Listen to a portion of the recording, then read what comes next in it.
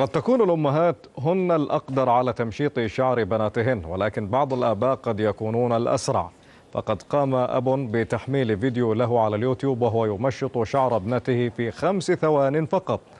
السر يكمن في استخدام مكنسة كهربائية كأداة لمساعدته على ترتيب شعر ابنته ولمه في ربطة شعر مطاطية، الأمر الذي لم يستغرق أكثر من 5 ثوان.